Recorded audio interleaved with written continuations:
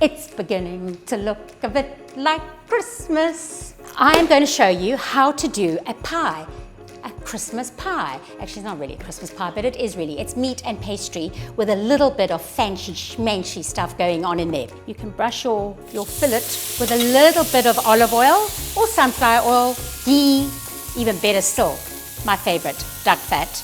The one trick, please, is not to overcook your meat, because this has got to be encased in beautiful pastry. It's like a parcel. So when you cut it open, you never know what's going to be in that prezzy, but it's got to be a little bit rare. So do the ends, and this is really just to sear it. Now it's time to make the duxelle. Duxelle, they say, duxelle. It's very fancy, but actually it's just fried mushrooms. So we've got finely chopped in the Maggi mix or chopped by hand, these beautiful mushrooms. So in my pan, I'm getting a little bit of olive oil to start it, of course some butter, crushed garlic, some red onion. You can use some shallots, some leeks, mixture of shallots, leeks and red onion, or even white onion. And then just slowly let that cook down a little bit. And then we add our beautiful chopped mushrooms. Look at those. And then traditionally thyme. You could probably season a little bit at this stage with a little bit of black pepper. I wouldn't put salt in yet because I'm going to salt the beef. And then just slowly let that simmer so that the mushrooms are cooked. So now the duxelle, or mushroom pate, whatever you fancy calling it. Cool that down, pop it in the fridge, put it in another bowl, pop it in the fridge, forget about it. You can, what's so exciting about this, well, I find it quite exciting, you don't have to be bogged down on Christmas Day making these kind of things. You can make it the day before. Okay, so now we've got the cooled duxelle, we've got the cooled meat. Now we're just going to basically make it into a present, into a parcel. So I've got some cling wrap. Cool, so you just really need to kind of feel your way here, either the back of the spoon. It's also fine to have your nice clean hands, and you just spread it out as thin as possible. You can actually use some of the cling wrap as well. Might be a little bit easier. And then just bring all that duxelle together. Make sure everything's coated. And as I said before, this can be done 2 days before, ready, chilled in your fridge, and ready to do the last step, which is your pastry. Okay, so this has been chilling.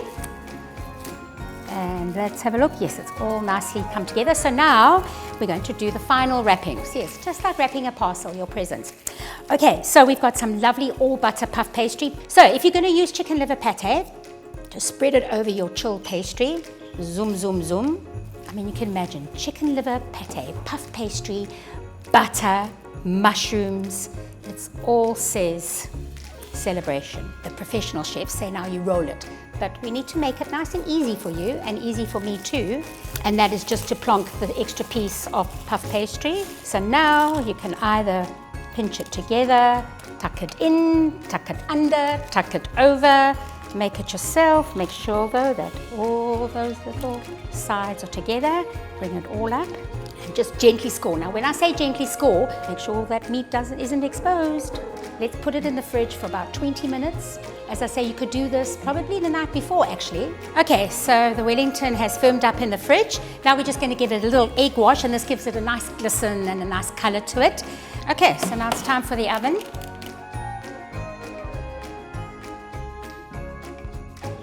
Cool, so let's take a peek at our Wellington. Oh, that looks amazing. Okay, so look at that.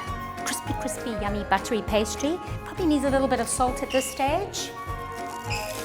And just rest it for 10 minutes. No longer, even maybe 5. And now it's time to open the surprise. Oh, that looks delicious. Woo! Look at that. Yum, yum. You can serve this with mustard if you fancy. Some gravy is just the best. Look at this, guys. Perfectly soft, melty meat, crispy, buttery pastry, yummy gravy, a little bit of mustard all by my side. That's good. And what would Christmas be without crackers?